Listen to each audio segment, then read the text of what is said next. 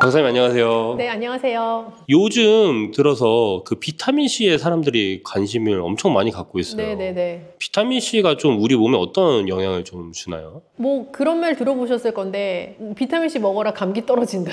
뭐 감기 떨어진다라는 단순하게 표현된 말이지만 사실 비타민C는 면역력 강화에 굉장히 중요한 영양소죠. 그래서 내 몸의 면역의 바운더리를 딱 지켜나갈 수 있는데 필수적인 영양소이기도 하고, 또 스트레스 지수가 높은 분일수록 비타민C를 좀 충분히 드시게 되면 스트레스를 관리하는 데도 도움이 되죠. 스트레스 관리에도 도움이 되나요? 스트레스 자체가 사실은 굉장히 복합적인 여러 증상을 통칭하는 용어잖아요. 그래서 내가 스트레스가 높음으로써 면역력이 떨어질 수도 있고 하니까요. 사실 면역력 강화에 도움이 되는 비타민C는 스트레스 관리에도 도움이 된다고도 볼 수 있죠. 굉장히 신박한 말씀이시긴 하네요. 요즘 들어서 사람들이 좀 관심을 갖는 게 비타민C 영양제가 있잖아요. 그런 걸 또 함부로 먹으면 좀 몸에 안 좋다 막 그런 얘기가 또 있더라고요. 몸에 좋다 안 좋다를 떠나서 일단 굉장히 고함량의 비타민C 영양제 같은 경우는 비타민C는 수용성 비타민이기 때문에 고함량을 먹는다고 해가지고 나한테 다 남아있지 않아요. 일단 내가 필요한 만큼 뭐 쓰고 나면 나머지는 다 그냥 소변으로 배출되는 거예요. 그래서 아주 고함량의 비타민C 영양제를 드신 분 중에 화장실 갔더니 난생 처음 보는 소변의 색깔을 보실 수 있는 분이 계실 텐데, 그러면 너무 고함량의 비타민C를 드신 거죠.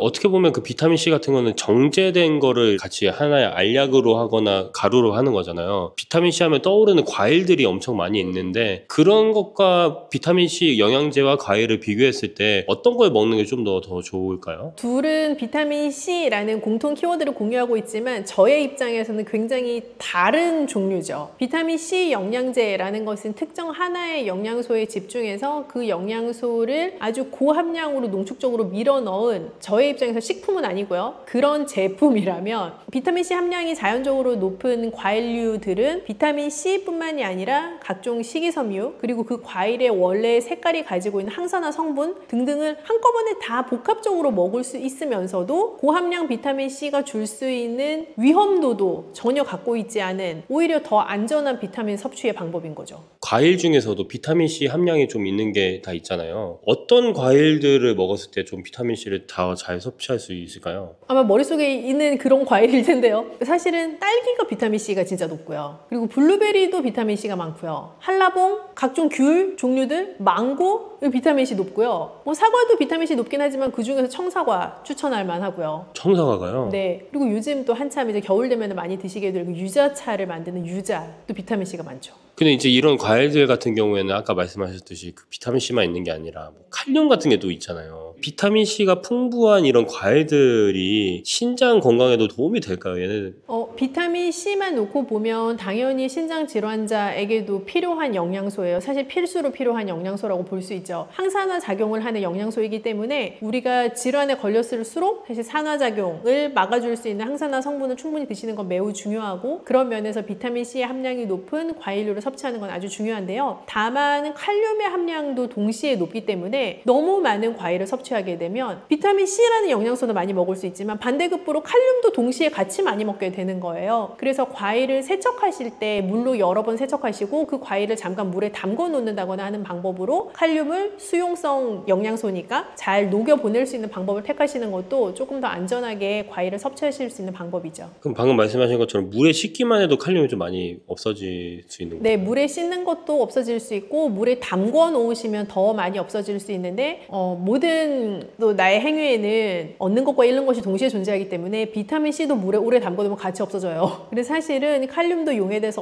없어질 수 있고 비타민C도 물에 닿으면서 같이 없어질 수 있는 영양소에 해당하긴 합니다. 그럼 대체 어느 정도로 씻어야 될까? 이런 또 고민이 또 많이 생기는 것 같아요. 사실은 농약에 노출되었을 가능성이 높은 종류의 과일이나 칼륨의 함량이 높은 종류의 과일일수록 이제 물에 뭐 한 30분 정도 담가 놓아라라고 지침을 드리기는 하고요. 그런 지침을 좀 따라서 섭취를 하시게 되면 칼륨을 상대적으로 좀 낮추어서 먹을 수 있다라는 방법인 것은 확실하지만, 여기서 더 중요한 것은 많이 드시면 말짱꽝이다라는 거죠. 그래서 정해진 양만큼 드시는 게 중요합니다. 그 정해진 양이 찹쌀떡 하나만큼 막 70g 이렇게 작은 양은 아니겠죠? 그렇게 딱 잘라서 말씀드릴 수는 없겠고, 뭐 사실 블루베리라고 하는 과일로 생각해 보자면 그건 우리가 표준화된 사이즈가 머릿속에 각자 있으시잖아요. 수박만한 블루베리를 상상하시는 분은 안 계시니까. 그래서 블루베리 같으면 한 줌 정도 괜찮을 것 같아요. 블루베리 한 줌 정도, 다른 과일들도 약간 그 정도 양이. 종이컵 한 반컵 정도 해당하는 양 정도에 해당한다고 보시면 될 것 같아요. 방금 말씀해 주셨던 그 과일들 중에서 망고나 한라봉 같은 경우도 있잖아요. 근데 여기는 칼륨이 좀 압도적으로 많다고 맞아요. 들었거든요. 망고나 한라봉은 칼륨 함량이 좀 높은 편이어서 섭취하실 때 조금 더 주의를 하시면 좋은데, 사실 껍질을 다 벗겨내고 우리가 과육만 먹는 과일이잖아요. 그래서 담궈놓기도 애매한 거예요, 얘가. 그래서 뭐 어떻게 줄일 수 있는 방법 자체도 사실은 잘 없어서 망고나 한라봉을 드실 때는 양이 정말 핵심이죠. 그런 그 얘네들도 아까 한 줌 정도의 양이면 좀 반 개 정도. 반개도 양이 꽤 많다고 좀 네, 들어요. 그래서 반 개를 몇 개 드시면 안 되고요. 하루에 반 개 정도.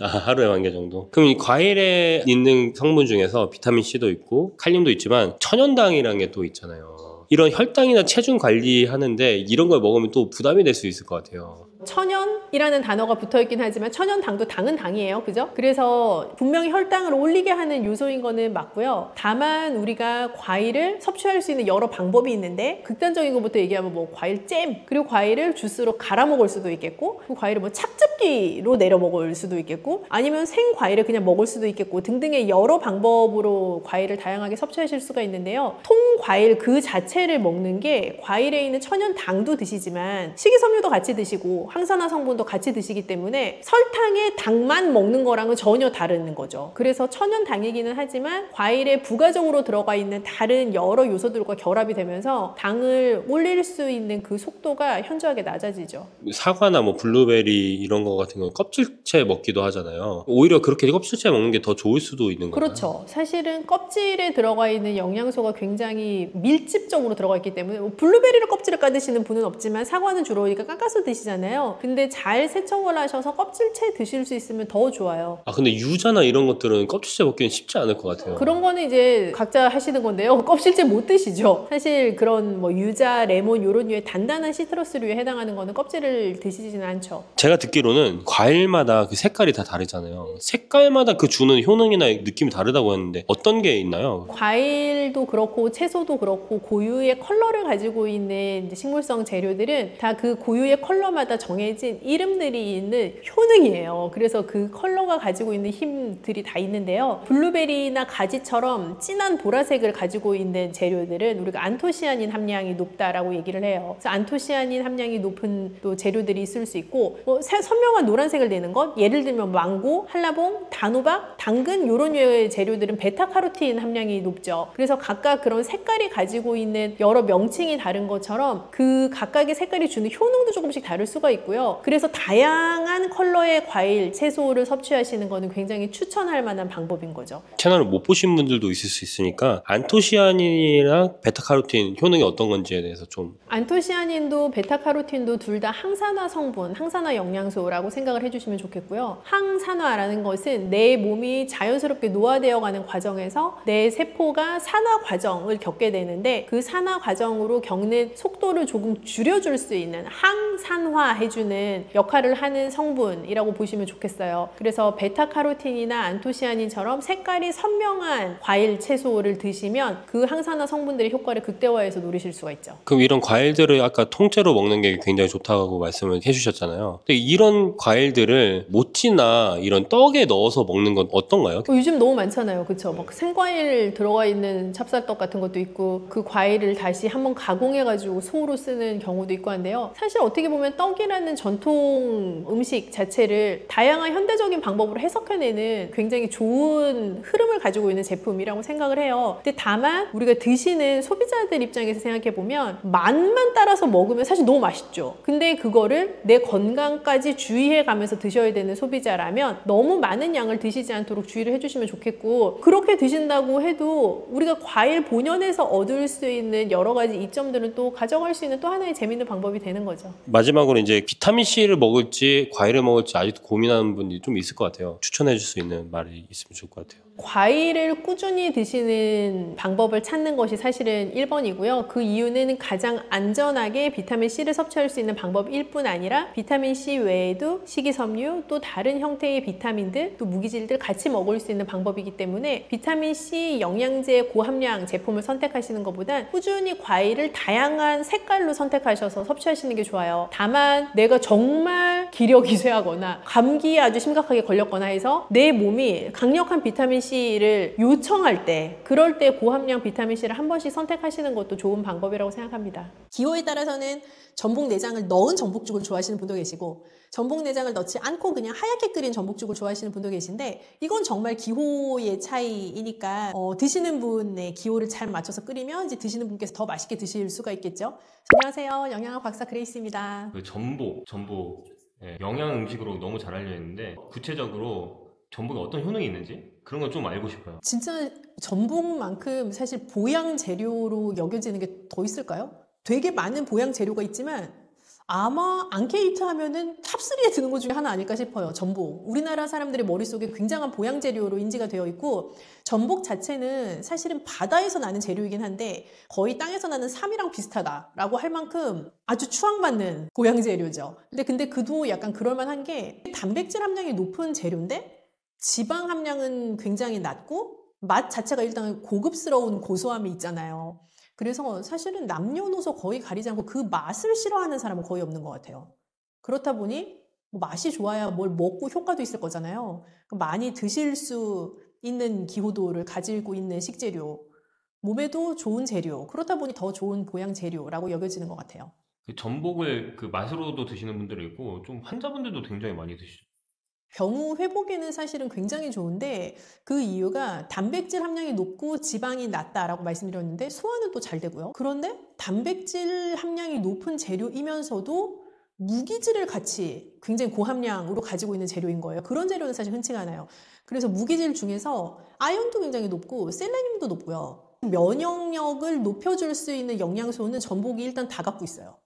그래서 아프다 하면 우선 면역력이 저하됐겠구나 라는 생각을 하게 되고, 당연히 소화가 잘 되면서 면역력을 증강시켜 줄 수 있는 재료면 좋은데 전복이 다 가지고 있는 거죠. 그럼 이런 아연 셀레늄의 효능이라고 하는 거는 면역력이라고 볼 수 있는 거예요? 맞아요. 면역력이라는 것은 굉장히 복합적인 어떤 인간의 신체를 보호하고자 하는 기능 중에 하나인데, 우리가 면역이라는 단어로 간단하게 표현하지만 면역력이라는 것을 나타낼 수 있는 데에는 굉장히 다양한 면역 세포가 존재를 해요. 그래서 면역 세포들이 만들어지는 것, 작용하는 것, 그 면역 세포가 제대로 잘 싸워줘야 되는 그 모든 기능을 하는 것에 이르기까지 전복에 충분하게 들어가 있는 아연이나 셀레늄 같은 영양소가 곳곳에서 역할을 하게 되죠. 그래서 그런 영양소를 전복이 많이 가지고 있기 때문에 면역력 증강에는 아주 좋은 재료예요. 상처 회복이랑 감염 예방에도 좀 도움이 되나요? 그렇죠. 우리가 면역력이 떨어지게 되면 상처가 나도 잘 아물지를 않아요. 그래서 아이들 같은 경우에 예를 들어서 밥을 잘 안 먹고 뭐 편식하고 몸이 약한 아이다라고 하면 조금만 놀이터 가서 넘어져도 그 상처가 빨리 안 나아요. 근데 그거는 나이가 들어서도 좀 마찬가지일 수가 있는 게, 젊었을 땐 어디 가다가 툭 부딪혀서 피가 나도 금방 그 피가 지혈이 되고 그 상처가 봉합이 되는데 자연적으로, 나이가 들면 들수록 상처가 나고 나면 잘 안 아물고 계속 덧나고 그 위로 다시 염증이 발생하고 하는 케이스들이 있잖아요. 그런 게 기본적으로 내가 피부가 약해졌나 봐, 그런 개념보다 더 상위로는 면역력이 떨어져서 그런 거죠. 제가 듣기로는 이제 전복에 요오드가 좀 들어있다고 들었어요. 네, 전복 자체가 전복이 주로 먹고 사는 게 미역이거든요. 미역 자체가 요드가 높은 식재료이다 보니까 당연히 전복도 요드가 높은 식재료에 해당을 할 수밖에 없고요. 그래서 요드도 우리가 면역력에는 되게 중요한 영양소예요. 그래서 전복 자체가 더 좋은 재료가 되기도 하죠. 소화가 잘 되고 고단백이라고 말씀해 주셨잖아요. 특히 노인분들한테 어떤 점이 더 좋은지 한 번 더 깊게 얘기해 주면 좋을 것 같아요. 우선 단백질을 꾸준히 적정량만큼 또 충분히 드시라고 말씀을 드리지만, 고단백 식품이 소화가 잘 안 되는 경우도 있을 수 있어요. 예를 들어서 뭐 삼계탕도 우리가 젊은 분들에게는 되게 소화 잘 되는 보양식 고단백 식품이라고 여겨지지만, 어르신들은 삼계탕 드시고 나면 너무 포만감이 있거나 혹은 좀 약간 기름지다라고 느껴져서 화장실에 가신다거나 하는 케이스들도 있거든요. 그런 게 다 소화 흡수가 충분히 되지 않는다라는 것의 반증이기도 한데, 전복은 단백질 함량이 높지만 소화가 용이한 재료이기 때문에 단백질을 먹는 이유인 내 몸에 단백질을 채우고자 하는 그 역할을 충분히 해줄 수 있는 재료에 해당하죠. 그래서 어르신들이 정말 아주 고품질의 단백질, 양질의 단백질을 드시고 싶다라고 할 때 전복은 굉장히 좋은 재료예요. 근감소증 예방하는 데도 좀 도움이 됐어요. 근육을 잘 관리하는 데에도 충분히 도움이 될 수 있는 재료이죠. 그리고 이제 하체 운동을 하면서 먹으면 또 하체 근육이 또 늘 수도 있고 연골에도 좋을 수도 있는. 그러면 이 전복죽도 어떤 레시피로 하느냐에 따라서 맛이 달라질 수 있잖아요. 그래서 전복죽을 좀 맛있게 끓이는 박사님만의 그런 노하우가 좀 있을지. 일단 그 전복은 크고 싱싱한 게 좋은데요. 클수록 기하급수적으로 비싸지잖아요. 그런 재료잖아요. 그래서 적정한 가격의 전복을 싱싱한 걸 잘 선택을 하시는 게 일단 중요할 것 같고, 세척을 깨끗하게 잘 하시는 거, 손질을 잘하는 거, 그런 기본적인 지침을 잘 지켜야 되는 식재료에 해당해요. 기호에 따라서는 전복 내장을 넣은 전복죽을 좋아하시는 분도 계시고, 전복 내장을 넣지 않고 그냥 하얗게 끓인 전복죽을 좋아하시는 분도 계신데, 이건 정말 기호의 차이이니까 드시는 분의 기호를 잘 맞춰서 끓이면 더 맛있게 드실 수가 있겠죠. 그래서 전복살을 잘 손질해서 참기름에 볶아내서 끓이기 시작을 하면 좀 더 고소한 맛을 배가시킬 수 있는 조리법이 되죠. 그러면 이런 전복죽 있잖아요. 고소한 맛을 내는 게 뭐 참기름 이런 걸 두르면 좀 더 맛이 있을까요? 그쵸. 참기름을 둘러서 잘 손질된 전복살을 볶으면 훨씬 고소하죠. 전복죽 먹을 때 하루 적정 섭취량이나 좀 주의할 점이 있는지. 전복이 면역력 증강에도 좋고 몸에 좋다고 하니까 그러면 또 굉장한 양의 전복을 생각하실 수 있는데, 하루 한 개 정도 전복이면 되게 충분한 양이라고 생각이 들어요. 특히 너무 많은 단백질을 먹는다고 해서 그 단백질이 내 몸에 다 흡수되는 것은 아니기 때문에 뭐 많이 드셔도 전복 2개 드신다고 한 개 드신 거에 2배 효과가 나는 건 아니거든요. 그래서 하루 한 개 정도 양이면 사실 충분하다고 생각합니다. 그 알레르기 있는 분들은 좀 어떻게 할까요? 알러지 있는 분들은 당연히 피하셔야 하는데 알러지 강도에 따라 좀 다를 것 같아요. 왜냐하면 어패류, 조개류 알러지가 있으시다고 해도 전복에 알러지가 반드시 있지 않으실 수도 있어요. 그래서 조금씩 다른 방법으로 소량씩 시도해 보시고 양을 적게 먹으니까 괜찮아? 그럼 조금 양을 늘려보시고 애들 이유식 하시듯이 그런 방법으로 접근을 하시면 좋을 것 같아요. 그 저희 구독자분들 신장에 굉장히 관심이 많으신데 이런 전복죽을 신장에도 건강하게 하려면 어떻게 하면 좋을까요? 전복이 이제 고단백 식품이다 보니까 또 다시 돌아가자면 단백질을 너무 과량 먹지 않는다, 한 번에 너무 많이 먹지 않는다, 이 두 가지 원칙을 지켜야 되는 재료에 해당을 해요. 그래서 너무 많은 단백질을 드시지 않도록 주의를 하시면 좋겠고, 요드도 높은 식재료이다 보니까 신장에도 사실 살짝 무리가 갈 수가 있어요. 그래서 너무 많은 전복을 한 번에 먹지 않겠다라고 생각하시면 뭐 기력 회복하시고 입맛을 돋우는 데는 굉장히 좋은 메뉴가 됩니다. 네, 그리고 근육 보강에도 좀 도움이 되고 혹시 면역력 자체가 좋아지니까 이렇게 소량으로 시도해보는 것도 되게 좋은 것 같습니다. 네. 오늘은 완전 프리미엄 중에 프리미엄 죽을 할 것 같아요. 아, 네. 전복죽이잖아요. 네, 그렇죠. 전복죽 어떻게 하면 맛있게 먹을 수 있을까요? 우선은 많이, 많이 네, 많이 많이 넣어야 넣으면 됩니다. 되나요? 네네. 아, 질 좋은 재료를 많이. 네. 질 좋은 재료 많이. 네. 셰프님 같은 경우는 어떤 재료를 쓰시나요? 이런 전복죽이잖아요. 저는 네. 전복죽 생각하면서 주변에 전복죽을 좀 리서치를 해봤거든요. 네. 리뷰를 보니까 전복죽인데 전복이 별로 없어요. 아, 전복죽은 좀 비싼 죽이잖아요. 차라리 가격이라도 올리고 전복을 더 넣지. 약간 그런 피드백들이 있는 거예요. 그래서 저는 생각해, 그러면 전복을 많이 주고 가격을 조금 올리자. 너무 비싸면 안 되니? 그럼 남는 게 있을까요? 뭐 요새는 또 직거래나 뭐 그런 것들도 있으니까 그래서 네. 이제 좀 많이 찾아봤죠. 완도에서 대전복들도 생각보다 싸더라고요. 아, 네, 이거 꿀팁이네요, 이거. 마트 가면 요 조그만 전복들 있잖아요. 근데 여기는 이만해요. 큰 전복들이 더 맛있잖아요, 원래는. 네. 그래서 그런 것들을 사용하고 있고, 그리고 이제 그 전복 내장도 잘 손질을 해서 소스처럼 만들어서 쓰고 있습니다. 아, 네. 그럼 오늘 준비하신 재료 한번 소개해 주시죠. 메인 재료인 전복. 전복인데, 이 전복은 저희가 이제 완전 횟감 상태로 온 전복을 제가 손질한 거예요. 그래서 이 전복을 다 손질을 해서 다 썰어서, 얘를 살짝 볶아서 마르지 않게 육수랑 같이 해서 냉동시킨 거고요. 그리고 얘도 이제 전복 내장인데 제가 소스처럼 만든 거예요. 그래서 이제 전복 내장도 다 손질을 해서 갈아서 그 육수랑 같이 소스를 만들어서 냉동시켜 놔서 이제 쓰고 있는 거고요. 네. 그리고 이제 야채. 야채가 5종 정도 있는 야채들이 들어간답니다. 5종이면 뭐가 들어있나요? 여기 야채는 파랗게 보이는 것들이 애호박이고요. 하얀 것들은 양파, 그리고 감자, 양배추, 그리고 당근, 네, 이런 거죠. 뭐 비쌀 때 있고 쌀 때 있기도 하잖아요. 그래서 우선은 저 시간 날 때 다 이렇게 썰어놔서 데친 다음에 냉동을 시켜 놓거든요. 고객님들도 뭐 보시는 그 시청자님들도 집에 이제 야채들 많잖아요. 다 그냥 다져가지고 안 쓴다고 하면 냉동시켜 놨다가 나중에 죽 이렇게 해 드시면 좋을 것 같습니다. 아, 그러면 이 준비가 다 끝나신 건가요? 네, 맞습니다. 이렇게만 준비해 놓으시면 전복이 손질하는 게 좀 시간이 오래 걸려요. 그러다 보니 간단해 보이지만 복잡하죠. 그러니까요. 이거 만들기 쉽지 않을 것 같은데. 네. 그럼 어떻게 조리하는지 한번 보여주시죠. 네, 우선은 이 육수를 이제 1컵 반 정도 분량으로 붓게 됩니다. 그리고 야채는 반 컵 정도.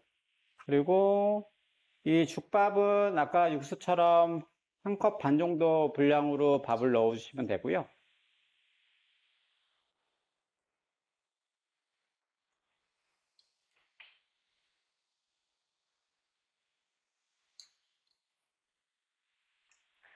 그리고 이제 여기서 약간 그 키포인트가 하나가 있긴 한데, 여기는 전복이랑 전복 내장이 있잖아요. 전복 내장을 이렇게 갈아 놓은 거거든요.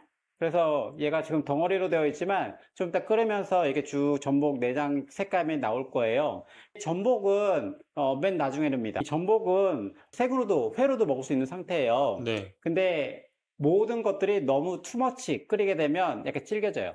얘는 지금 상태가 제일 부드럽거든요. 그러니까 살짝만 익으면 되는 형태인데 처음부터 죽을 끓여주게 되면 얘가 질겨져요. 그래서 얘는 죽이 다 됐다고 했을 때 얘를 마지막에 넣고 얘가 이제 다 녹으면서 가열됐다 싶을 때 끝 하면 제일 좋습니다. 기대가 됩니다. 네. 그럼 다 가열됐다고 했을 때면은 한 80% 정도 됐을 때. 네, 맞습니다. 맞습니다. 네. 불은 어느 정도로? 불은 집에서 하면 약불과 중간 사이로 그냥 은근하게 끓여주시는 게 제일 좋을 것 같습니다. 그럼 이걸 지금 바로 끓이기만 하면 시작이? 네, 맞습니다. 맞습니다. 그러면 나중에 이제 그 전복 내장 색깔이 나오면서 예쁜 전복죽이 되죠. 오늘 얘기를 다 들었는데 네. 이건 진짜 쉽지 않을 것 같아요. 이거는 진짜 이건 그런가요? 일반인이 하기 쉽지 않을 것 같고 네. 다지는 부분에서 네. 그런 건데 근데 뭐 그 세트 같은 게 있으면 또 할 수도 있겠지만 네. 근데 그래도 따라해 보시는 분들이 있을 것 같거든요. 이 네, 네, 레시피를. 네. 근데 이 따라해 보지만 그 맛이 안 날 수도 있는 거죠. 오리지널의 그럴 수 있죠. 네. 셰프의 맛이 안 날 수도 네, 있는 네. 거잖아요. 이럴 때는 또 오리지널 맛을 또 먹어봐야지 진짜를 만들 수 있으니까 네네. 여기 한번 와보시는 게 좋을 것 같아요. 네네. 네. 여기 혹시 어디에 있나요? 저희는 지금 강원도 원주의 혁신도시 내에 위치하고 있습니다. 혁신도시. 네. 그럼 여기 죽집 이름이 혹시 태평죽이라고 합니다. 태평성대 할 때 태평. 맞습니다. 맞습니다. 태평죽. 네. 여기 그 배민으로도 시킬 수가 있나요? 여기? 네, 배민도 되고요. 당연히 쿠팡이츠 주문도 되기도 하고요. 전화로 주시면 그 포장 주문도 되기도 하고 여기 직접 오셔서 매장 크니까요. 오셔가지고 제가 직접 만든 죽을 드셔도 됩니다. 네, 좋습니다. 그러면 한번 기대해 보겠습니다. 어떤 네. 맛일지. 박사님 안녕하세요. 네, 안녕하세요. 네, 요즘에 그 쌀이 있잖아요. 쌀밥에 관련된 얘기도 굉장히 많이 관심을 가지고 계시더라고요. 이 쌀에는 또 어떤 효능이 있는지 좀 많이 궁금해요. 사실 쌀은 우리나라 식문화에서 빼놓을 수 없는 가장 주요 식재료 중에 하나라고 해도 과언이 아닌데요. 그 쌀 자체가 탄수화물이기는 하지만 좀 부담이 덜한 탄수화물이라고 생각해 주시면 좋을 것 같아요. 제가 부담이 덜하다라 함은 뭐 탄수화물로서의 에너지를 발생시키는 정도가 덜하다 이런 개념이 아니라 탄수화물의 근본 식품으로서는 아주 훌륭하지만 상대적으로 단백질 함량이 조금 낮고 식이섬유 함량도 다른 잡곡류보다는 좀 낮고 해서 뭐 여러 남녀노소 누구나 부담 없이 우리 몸에 에너지를 공급받을 수 있는 데에 아주 좋은 식재료이죠.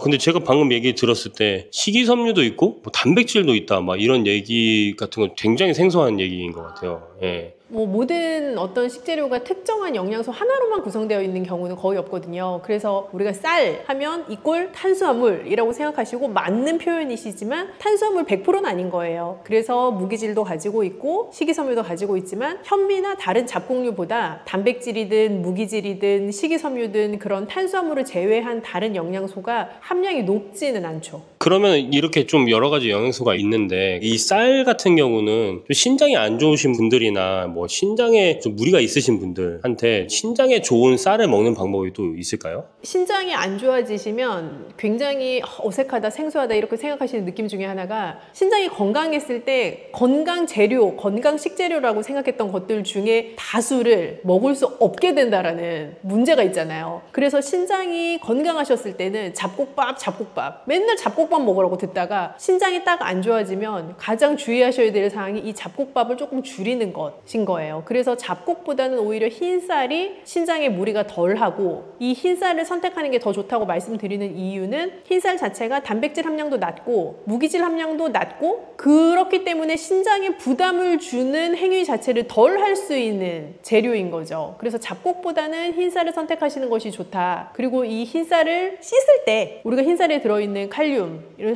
좀 수치 낮추고 싶잖아요. 그래서 여러 번 헹궈내고 불렸다가도 그 물은 버리고 새 물을 다시 받아서 밥을 하고 하면 흰쌀이 원래 가지고 있는 칼륨 함량도 조금 더 줄일 수가 있죠. 그러면은 이런 쌀을 좀 잘 씻어주면 칼륨이 없어진다고 했는데 쌀 같은 거를 우리나라에서는 떡으로도 많이 해서 먹잖아요. 그럼 그렇게 하는 것도 어떻게 보면 신장에는 좀 좋을 수가 있겠네요? 뭐 쌀밥보다 떡 자체가 신장에 좋냐라고 물어보면 그거는 뭐 그렇다 아니다라고 말씀드리니까 조금 어려운 게 우리가 쌀밥을 먹는다고 해서 쌀밥만 먹진 않잖아요. 떡을 먹는다고 해도 100% 흰쌀로만 된 떡을 먹는다기보단 뭐 고명도 있고 다른 부재료도 있고 하니까 밥이 좋냐 떡이 좋냐 신장 질환자한테 뭐가 좋냐라고 물으면 제가 답을 하기는 조금 어려운데 쌀을 가지고 떡을 만들어 먹는 것 자체는 우리나라의 전통 조리법에서는 굉장히 단순한 재료를 아주 심플하게 요리해내는 거거든요. 그래서 그 조리법 자체에 뭔가 복잡한 첨가물이 들어가지 않고 신장 질환자들에게 일반 밥으로 먹는 것 대비해서 더 부담을 줄 만한 행위가 추가되는 것은 기본적으로는 아니에요. 그래서 떡은 빵이나 과자 같은 간식보다는 오히려 신장 질환이 있으신 분들에게는 조금 더 편안한 간식이 될 수 있죠.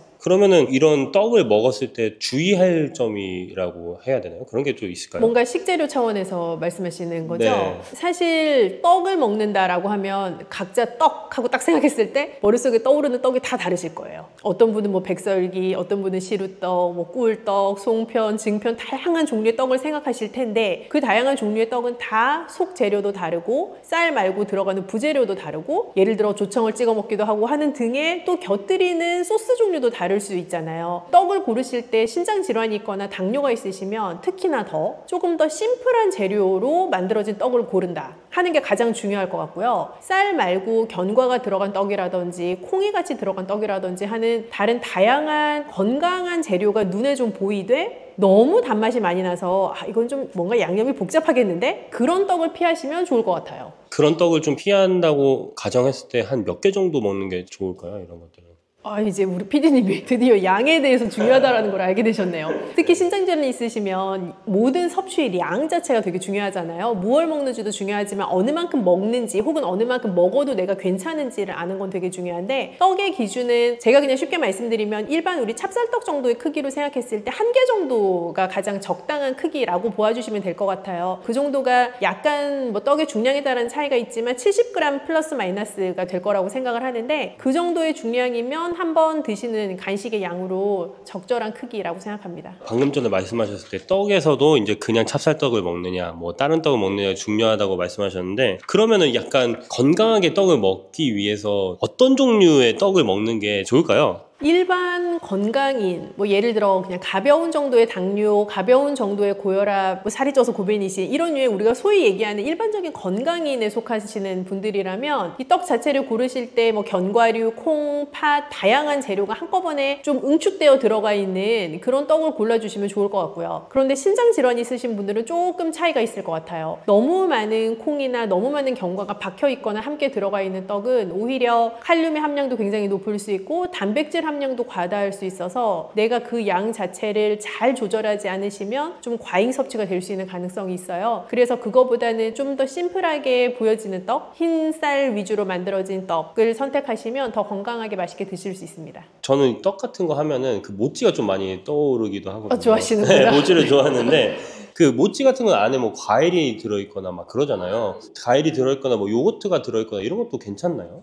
그 굉장히 떡 매니아신가 봐요. 요즘 유행하는 건데 예전에 찹쌀떡은 사실 그 동그란 찹쌀떡 안에 팥, 앙금 혹은 뭐 통팥 이런 팥 종류가 주로 소로 들어있었는데 요즘은 그 소 종류가 되게 다양해져서 뭐 생 과일이 통으로 들어가 있기도 하고 과일 청이 들어가 있거나 말씀하신 것처럼 뭐 요거트가 들어가 있거나 하는 등의 다양한 소들을 활용한 모찌, 찹쌀떡 종류들이 많이 나오고 있잖아요. 아마 흔하게 보실 수 있을 텐데 뭐 그런 것들이 다 괜찮습니다. 다 안 됩니다 라고 말씀드리기는 어려울 것 같고 찹쌀떡이라는 떡 자체는 한 개의 중량이 거의 정해져 있는 일정한 크기를 가지고 있는 떡이기 때문에 내가 하루에 한 개 간식으로 먹겠어 딱 이렇게 설정하기가 굉장히 좋다라는 장점이 있어요. 제가 만약에 백설기 하루에 한 개까지 드셔도 돼요 라고 하면 모두가 생각하는 백설기 크기 다 다르거든요. 그래서 그런 양을 조절하는 차원에서는 오히려 큰 판으로 나오는 떡이 조금 더 우리가 추정하기가 힘들고 하나의 표준 사이즈라고 모두가 통용할 만한 떡들이 조금 더 수월하죠. 그럼 저는 하나 궁금한 게 영양 박사님이시니까 떡을 이제 보관할 때 막 냉동으로 하고 막 그렇게 하잖아요. 떡을 보관하거나 재가열할 때 영양이나 좀 맛을 유지하면서 보관할 수 있는 법이 또 따로 있을까요? 사실 떡 자체는 쌀이라는 것이 주재료이다 보니까 이게 처음 만들었을 때는 아주 막 보들보들하고 쫀득쫀득하고 그런 느낌이 좋아서 사랑하시는 건데 이게 시간이 지날수록 이 전분 자체가 노화가 돼요. 그래서 우리가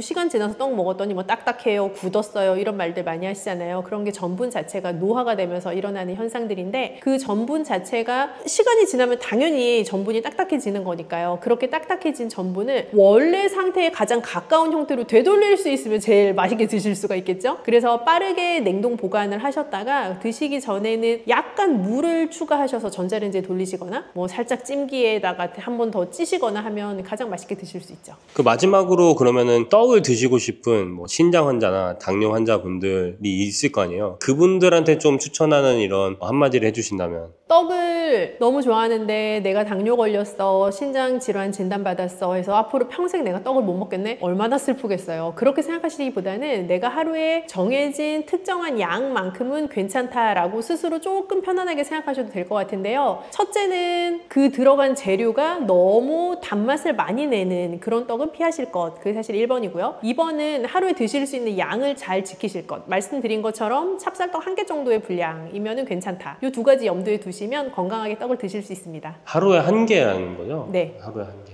네, 안녕하세요. 반갑습니다. 오이를 많이 드시는 것 같아요, 사람들이. 더우니까 사실 오이만한 게 없거든요. 그 등산 갈 때 꼭 오이를 꼭 챙겨가요. 그쵸. 수분 보충. 그 오이에 대한 효능을 좀 많이 궁금해하세요. 오이요. 네. 대표적인 다이어트. 오이 자체는 중량 대비 칼로리가 엄청 낮아요. 수분이 많은 채소이기 때문에 그리고 당도 거의 함유되어 있지 않고요. 섬유소 들어있고 수분이 대부분 그리고 다른 것들이 다 비타민 C 같은 걸로 채워져 있어서 오이 다이어트 하시는 분들 꽤 많을 텐데 여름에. 그 오이에 대해서 네. 그 피부 건강, 해독에도 좋다는 얘기가 있어요. 사실은 수분을 충분히 섭취하는 게 해독에는 굉장히 중요한데 맹물을 먹으라 그러면 많이 못 먹어요. 그런데 오이를 좋아하시고 사랑하시는 분들한테 오이를 뭐 하루에 2개 드세요? 3개 드세요? 어렵지 않게 드시거든요. 그러면서 수분을 또 충분히 받아들이게 되기도 하고 그럼 자연스럽게 해독 효과, 뭐 붓기를 빼는 효과 같이 나타날 수 있죠. 다이어트로 연결되기도 하고요. 그러면 오이의 대표적인 효능 5가지만 좀 찍어서 얘기해 주세요. 5가지. 일단 붓기 제거. 왜 붓기 제거인가요? 충분한 수분. 충분한 수분 때문에? 네, 그게 되게 중요해요. 그래서 뭔가 내가 뭐 물을 많이 마시라고 하는데 좀 맹물 먹기 힘들어요 하시는 분들 각자의 방법이 있으실 거예요. 예를 들면 뭐 레몬수를 드시는 분도 계실 테고 보리차를 생수 대신 드시는 분도 계시고 다양할 텐데 오이를 드셔도 돼요. 굉장히 충분한 수분을 공급받을 수 있는 채소에 해당해요. 그래서 붓기 제거 일단 중요하고요. 수분 공급에서 따라 나오는 해독작용. 뭐 거기에서부터 연결되는 다이어트. 그게 3대 효과라고 생각하는데요. 그리고 만약에 오이 껍질을 깨끗하게 세척해가지고 드실 수 있다면 오이 껍질은 속보다 섬유소가 훨씬 많거든요. 그래서 섬유소도 같이 먹을 수 있고 그럼 당연히 장 건강에도 도움이 되겠죠. 레몬수랑 보리차도 이렇게 비교를 해주셨어요. 네. 근데 제가 듣기로는 레몬수도 다이어트에 효능이 그렇게 좋다고 들었었는데 오이랑 레몬수를 비교했을 때는 어느 게 좀 더 좋다고 볼 수 있을까요? 그런 비교하는 질문 많이 물어보시는데 그게 제가 레몬수가 좋다, 뭐 오이가 좋다라고 사실은 딱 대답할 수는 없고요. 이거는 그렇게 생각하시면 돼요. 우리나라 사람들이 요즘 오이에 대해 불호인 분들이 많으세요, 꽤. 오이 안 드시는 분들은 뭐 토마토도 안 드시고 수박도 안 드시고 이제 그런 경우가 많은데 오이 안 드시는 분들한테는 당연히 오이 먹으라 그래서 효과가 없겠죠? 그럼 본인의 방법을 찾는 거죠. 근데 나는 뭐 위장이 안 좋아, 위가 좀 예민하고 불편해 하시는 분들은 또 레몬수가 괜히 자극적일 수 있죠. 그래서 나한테 맞는 걸 찾아가시는 게 중요한 거죠. 좀 위장이 안 좋으신 분들은 그 레몬수 대신 오이로 다이어트를 하시는 게 좋고 네, 그렇게 생각하실 수 있죠. 예. 만약에 오이 알러지나 오이를 좀 불호하시는 분들은 레몬수를 드시면서 또 그럴 다이어트 수 있죠. 제가 듣기로는 그 체온 조절에도 도움이 된다고. 체온 조절이요. 근데 네. 보통 이제 여름에 막 덥고 무덥고 아까 산에 가는 얘기도 하셨는데 막 무더울 때 등산 가고 하면 굉장히 열이 빠르게 오른단 말이죠. 이제 그럴 때 예를 들어 이온 음료나 스포츠 음료 혹은 생수를 마셔서 내 몸의 체온을 급격하게 다운시키는 것보다는 오이처럼 약간 중화된 방법으로 체온을 조절하는 게 더 권장되기도 하거든요. 그래서 조금 천천히 적정한 밸런스로 체온을 돌이킬 수 있다는 장점이 있죠. 그럼 땀이 많이 났어요. 그럼 땀이 난다는 거는 수분만 빠져나가는 건 아니거든요. 내 몸에 있는 전해질이 같이 밖으로 나가는 건데 그렇기 때문에 스포츠 음료, 이온 음료를 먹으면 수분도 먹는 거지만 전해질도 같이 공급을 받는 거라 생수보다는 이온 음료가 오히려 빠르게 수분과 전해질을 보충할 수 있다. 라고들 알고 계시고 그거는 맞는 말이긴 해요. 그런데 내가 굉장히 막 머리 끝까지 열이 오른 상태인데 정말 막 이가 시리고 차가울 만큼의 그 음료를 벌컥벌컥 마셔서 내 속은 굉장히 빨리 차가워지고 내 밖에는 아직 열이 남아있는 상태보다 내가 그냥 천천히 씹어 먹으면서 내부의 열을 같이 중화시켜 내보낼 수 있는 오이 같은 방법이 조금 더 안전한 방법일 수 있는 거죠. 나이가 들수록 더 그렇고요. 그렇게 되면 약간 심장마비나 그런 쪽으로도 볼 수 있는 건가요? 아주 심각하면 그럴 수 있겠죠. 오이 껍질에는 네. 혹시 어떤 효능이 있는지 좀 구체적으로 말씀해 주실 수 있어요? 오이 껍질이 더 진하고 오이 속은 좀 희끄무레하잖아요. 네. 그래서 오이 껍질에 굉장히 영양소가 어떻게 보면 밀집되어 있는 그 색깔로부터 오는 항산화 성분의 영양소가 밀집되어 있다고도 볼 수 있는데 아마 고등학교, 중학교 시간, 생물 시간에 다 엽록소 뭐 이런 거 들어보셨을 거예요. 네. 그거 이제 클로로필이라고 부르는 건데요. 오이 껍질에는 클로로필이 굉장히 많아요. 그래서 농약 문제 때문에 이제 껍질을 보통 벗기고 요리를 하시기도 하고 뭐 반쯤 벗기기도 하고 하시는데 뭐 식초물이나 그런 데다가 담궈놨다가 하시게 되면은 너무 뾰족뾰족한 어떤 오이에 따라서 이 뾰족뾰족한 게 있기도 하잖아요. 그런 것만 잘 제거하시면 껍질 같이 섭취하시는 거 언제든지 권장드리죠. 오이 지금까지 얘기만 들었을 때 너무 좋은 것 같아요. 슈퍼푸드처럼 느껴지는데 오이와 함께 먹으면 안 되는 음식이 있을까요? 뜨거운 곳에 있을 때 혹은 내가 막 머리 끝까지 열이 올랐을 때 나를 이렇게 좀 차갑게 진정시켜 줄 수 있는 거다라는 말씀 드렸는데 그거를 조금만 반대로 생각해 보면 너무 찬 성질이 있는 식품이랑은 안 맞는 거예요. 예를 들면 오이랑 뭐 찬 우유를 벌컥벌컥 같이 먹는다거나 상상만 해도 배가 아프지 않으세요? 그렇죠. 그렇게 먹는 건 별로 안 좋고 오이랑 당근을 같이 먹는 게 무슨 치명적이어서 안 좋은 게 아니라 서로 가지고 있는 영양 성분 사이에 약간 상충이 일어날 수도 있어요. 그런데 내가 얘랑 얘를 같이 먹으니까 정말 내 몸에 별로야 이렇게까지 느끼려면 한 트럭씩 먹어야 돼. 그렇게까지는 아니지만 어쨌든 영양 성분상의 작용으로 봤을 때는 오이랑 당근을 같이 먹는 게 썩 뭐 좋은 밸런스는 아니다. 그 정도로 생각하셔도 될 것 같아요. 근데 이걸 어떻게 생각하셔야 되냐면 이제 음식의 성질에 있어서 차다라고 하는 거는 음식 자체가 차갑다, 뭐 음식 자체가 뜨겁다 그런 개념이라기보다는 내 몸에 들어왔을 때 찬 성질을 가지고 있다로 이해를 하셔야 되는데 이제 말씀하신 것처럼 오이 냉국을 예를 들면 우리가 오이 냉국 만들 때는 식초도 들어가게 되고 뭐 미역 같은 재료도 같이 들어가고 양파 같은 것도 뭐 슬라이스해서 들어가기도 하고 그래서 오이의 찬 성질을 보완해 줄 수 있는 다른 재료들이 같이 들어가요. 그 오이 냉국 자체는 오히려 여름철에 더 수분을 빠르게 공급해 줄 수 있고 좀 입맛도 돋궈줄 수 있는 메뉴가 되기도 하죠.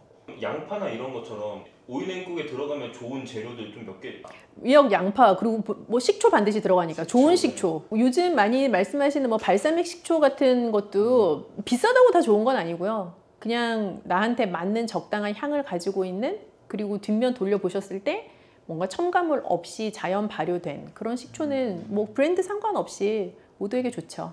레몬수는 사실은 마시면 나중에는 배가 고플 것 같은데, 근데 이것도 말하자면 다이어트를 하려면 너무 많이 먹으면 안 될 텐데. 레몬수도 다이어트에 도움이 되고 오이를 먹는 것도 다이어트에 도움이 되는 건 사실인데, 이제 질문의 핵심은 레몬수를 먹으면 배가 꺼져서 후속적으로 음식을 더 많이 먹게 되지 않냐, 뭐 이제 그런 심도 있는 질문이었던 것 같아요. 뭐 그럴 수도 있지만요, 사실 레몬에 들어있는 성분이 소화가 잘 되게 해주는 성분도 분명히 있지만 그 자체를 가지고 나의 식욕을 약간 저하시킬 수 있는 효과가 있기도 또 해요. 그래서 레몬을 먹고도 내가 위장이 좀 불편한 걸 느끼지 않고 위가 예민하게 느껴지지 않으시는 분들이라면 하루에 한 반 개 정도의 레몬을 이렇게 생수에다가 채워놓고, 즙을 짜서 채워놓고 그거를 수시로 마시는 건 전 추천드리고 싶고, 그러면 자연스럽게 레몬 안에 들어있던 강력한 비타민 C의 항산화 성분도 내가 섭취할 수 있기 때문에 뭐 꼭 소화가 잘 돼서 배가 고파진다? 물론 그런 부작용이 있을 수 있지만 그래도 레몬수의 엄청난 효과는 여전히 있다고 생각하고요.